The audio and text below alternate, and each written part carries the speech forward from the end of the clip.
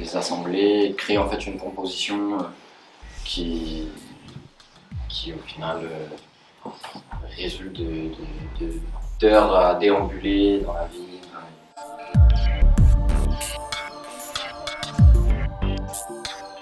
Le principe en fait c'est des tableaux que j'ai récupérés qui ont déjà été peints par quelqu'un d'autre.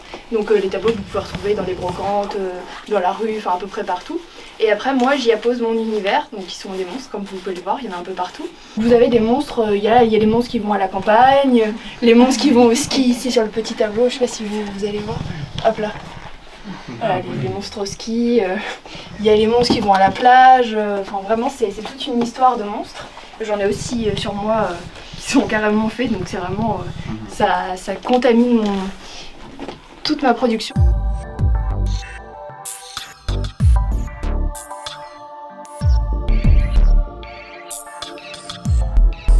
Grenoble.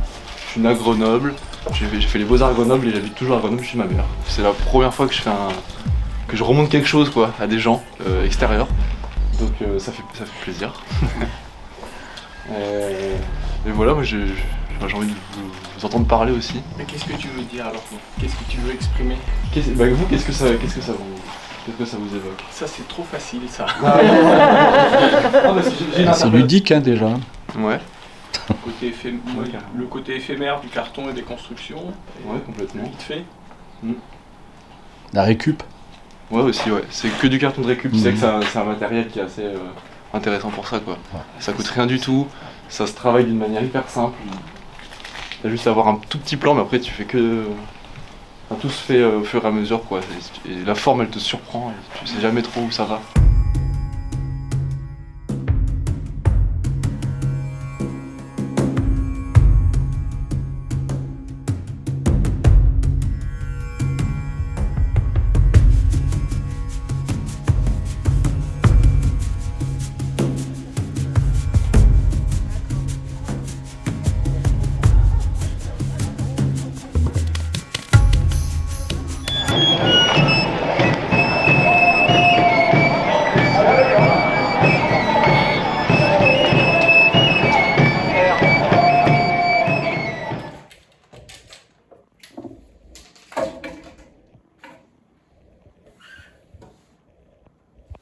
Comme tous les médicaments, ce médicament peut provoquer des effets indésirables.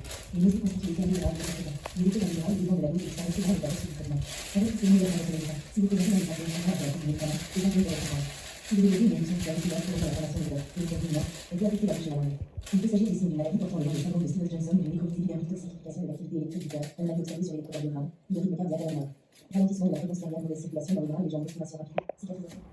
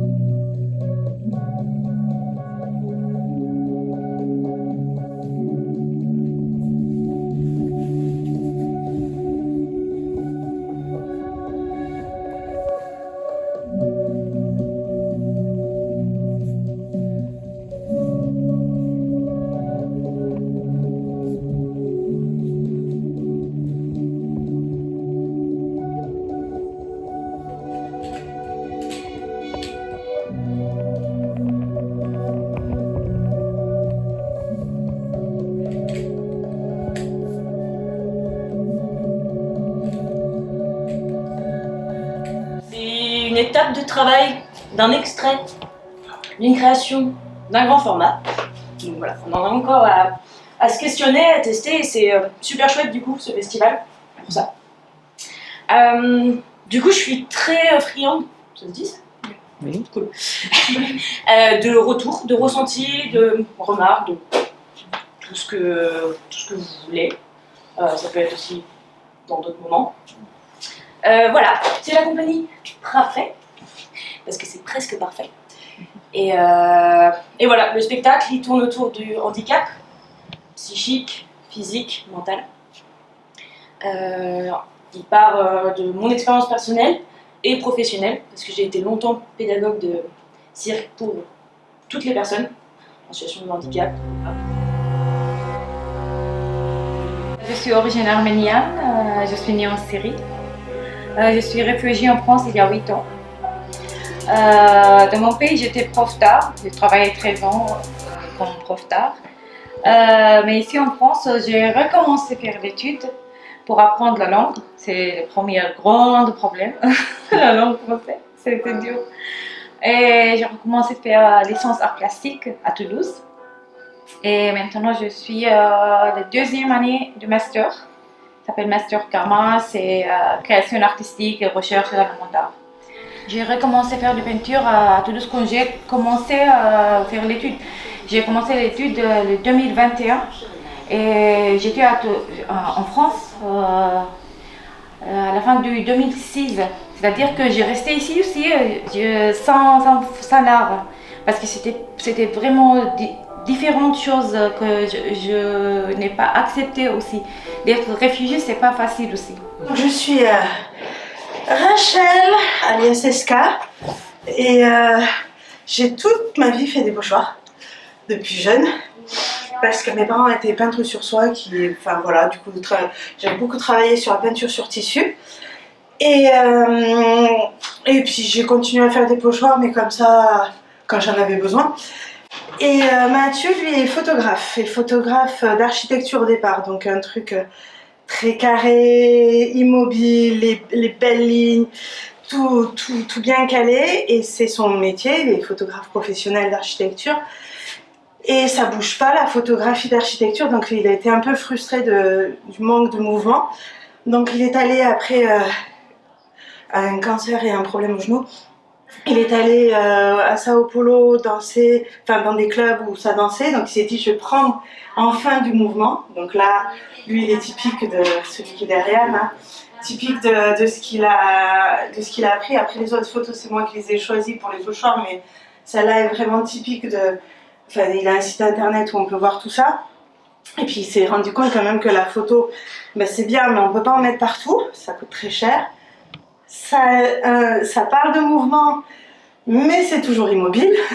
Donc il a fait de la vidéo. Alors là, pareil, j'ai un problème avec le vidéoprojecteur, ça marche pas.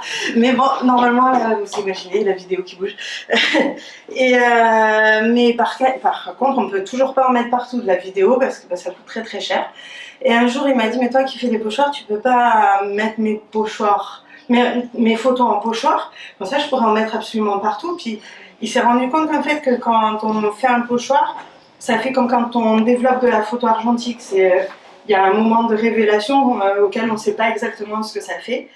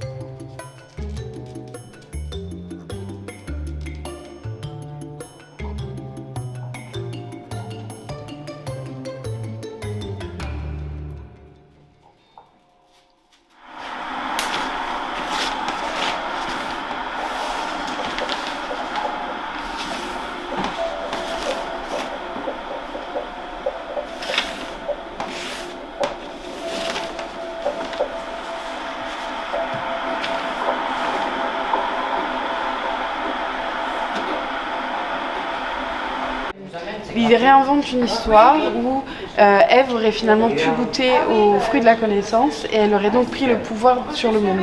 Et donc là, il retravaille les images de manière numérique. Et bon, je vais vous laisser découvrir, il va le dire certainement mieux que moi. Je viens d'un double parcours. J'ai fait une licence d'histoire de l'art avant de me diriger vers des études davantage artistiques. Et là, actuellement, je suis en master à Toulouse. Donc, comme vous avez pu le voir, ma pratique, c'est autour de la photographie, mais aussi la retouche photo. Et maintenant, je préfère davantage le terme peinture numérique, parce que ça correspond davantage à ce que je fais.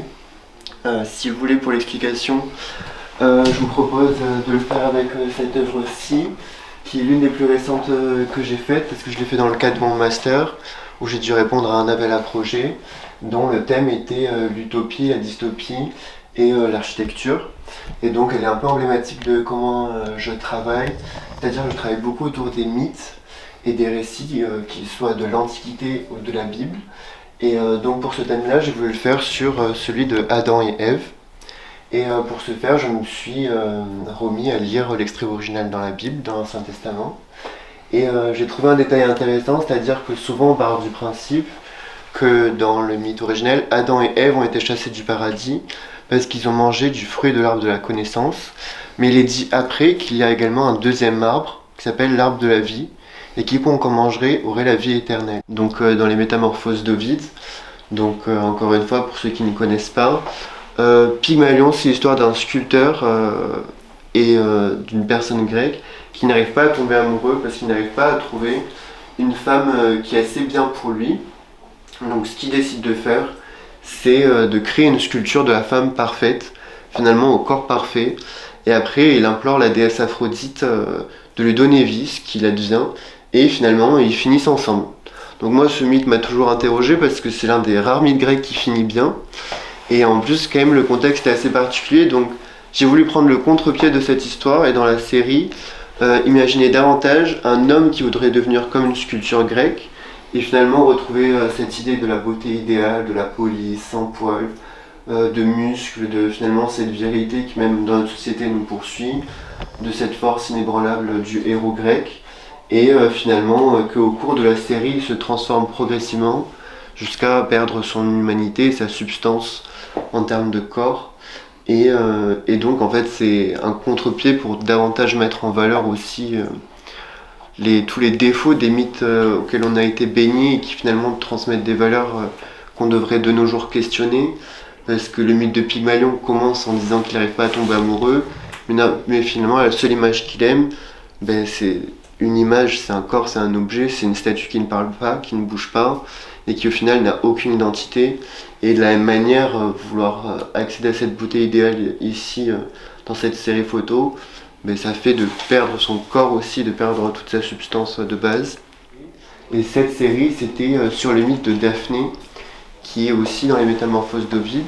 Et Daphné, c'est l'histoire d'une nymphe qui se fait poursuivre par le dieu Apollon, et qui, pour ne pas se faire violer, implore les dieux qui la transforment en arbre, en laurier. Et j'ai toujours trouvé cette histoire absolument effroyable et qui est très représentative aussi de l'histoire de l'art, parce qu'il y a beaucoup de tableaux qui sont très connus, qui représentent des enlèvements, des viols, mais même quand on nous l'enseigne ou quand on en parle, il n'est jamais question du sujet, et il est toujours question de la beauté finalement, de comment les corps sont représentés. Et par exemple, même de façon contemporaine, quand on parle du mythe de Daphné, ce qui intéresse beaucoup d'artistes, c'est de représenter finalement l'idée de cette femme qui s'enfuit et finalement de représenter la métamorphose entre corps et végétal. Alors que moi, ce qui m'intéresse souvent dans mes sujets, c'est finalement le récit de l'histoire que porte celle-ci. Et par exemple, l'histoire de Daphné est encore très représentative de problèmes qu'on a encore qui sont très contemporains par rapport à la culture du viol. Et surtout que finalement c'est l'histoire d'une femme qui subit une agression et c'est elle qui se fait métamorphoser et qui finalement presque perd la vie. Elle refuse sa condition pour ne pas le subir. Et le laurier devient après finalement le symbole d'Apollon, le symbole de la victoire. Et même de nos jours dans notre société, le terme lauréat vient de laurier. Et donc j'aime bien finalement décortiquer ces histoires, les recréer et finalement se réapproprier des codes qui ont été utilisés pour parfois victimiser ou justement mettre à l'écart certaines personnes et se les réapproprier pour pour créer des histoires plus inclusives et qui me plaisent et qui me parlent davantage.